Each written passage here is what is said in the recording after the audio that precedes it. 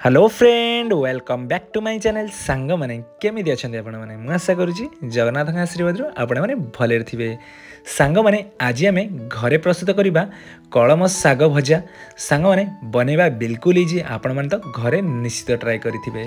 तो सांग मैंने चलतु मुझे बनाऊँगी आपण मैंने देखिए।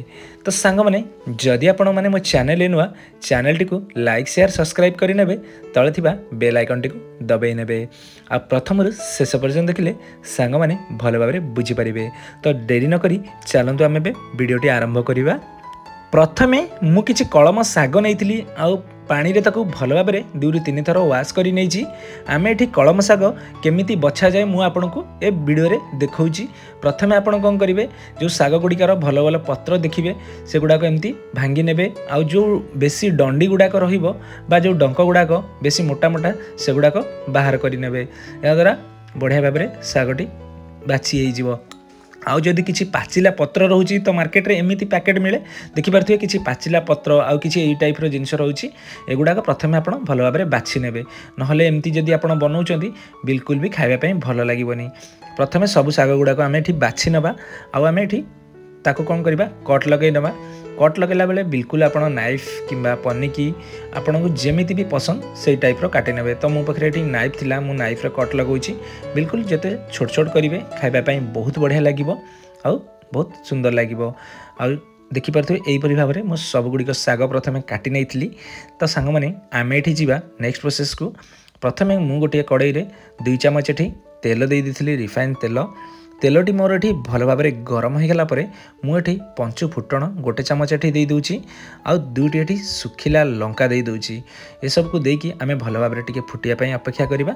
जब तक भल भाव में फुटीगला गोटे ये कटा पियाज बिल्कुल देखिपे छोट छोट किमा करके नहीं जमती आप साग नहीं से प्रोसेस सब गुड़िक ने या द्वारा बहुत बढ़िया लगे। तो पियाज टी हल्का मोर देखिपे मेल्ट हो आसी मुझे किसी कंचा लंका दूची आदि आप न खाऊँ स्पाइसी स्किप करें।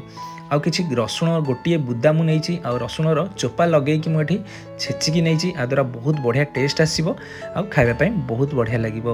ये आम रसुण पियाज ये सब गुड़ी को 1 मिनिट ये भाजी नवा।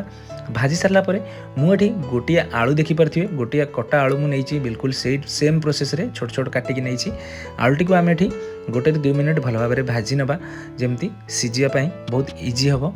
आउ ये मुझे देखिपे स्वाद अनुजाई लुण दे देछि आउ 1 चम्मच हलदी पाउडर दे देछि। ए सब को देकी पुणी आउ थे आम टे भल भाव में भाजी नवा जमती आलू गुड़िक बहुत सहज उपाय सीझीज।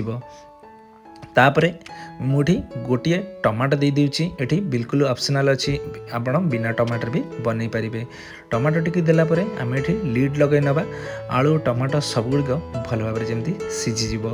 1 ରୁ 2 मिनिट पर मुझे देखो ढक्कनटी काढ़ी आपको देखी ये बढ़िया भाव में आलू आ टमाटो पूरा देखिपे नरम हो जाइए आ बढ़िया भाव में रेडी हो जाइए। आम कौन करवा जो काटिकी रखि साग गुड़ाक ये देदेबा।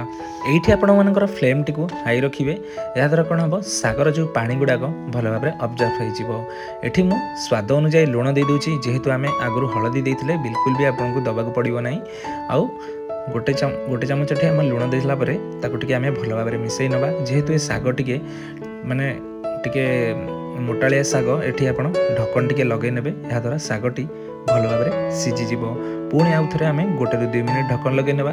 ढक्कन लगेगा देखिपे साग गुड़ाक बढ़िया भाव में नरम हो जाइए और देखो केते सुंदर भाव में साग गुड़ाक सीझी जाइए। पुणी आउ थे आम ये तल उपर करवा भल भाव में आउ लुक सांग मैंने देखिपे आपड़ रोटी राइस क्या साथ भी आपको खाईपारे आदि पखाड़ा भात साथ खाऊँ बहुत बढ़िया लगे बहुत मजा लगे। तो सांग मैंने ये आम कौन करवा आलू टिके देखा केते भल भाव में देखो सीझी जाइए से भाव में सब गुड़िक आमर सीझी जाइए। आम फ्लेम टी को बंद कर नवा आउ देखिपे सांग मैंने केते सुंदर भाव में आमर ये कलम साग भजा रेडी हो जाइए।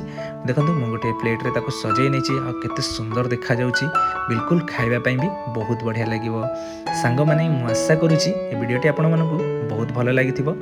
जदि भल लगी घरे आपण मैंने निश्चित ट्राए करेंगे और मत कमेंट करेंगे आप कलम साग भजा किपरि प्रस्तुत होती। सांग मैंने आज ये देखा पुणी एक नुआ वीडियो रे। जय जगन्नाथ।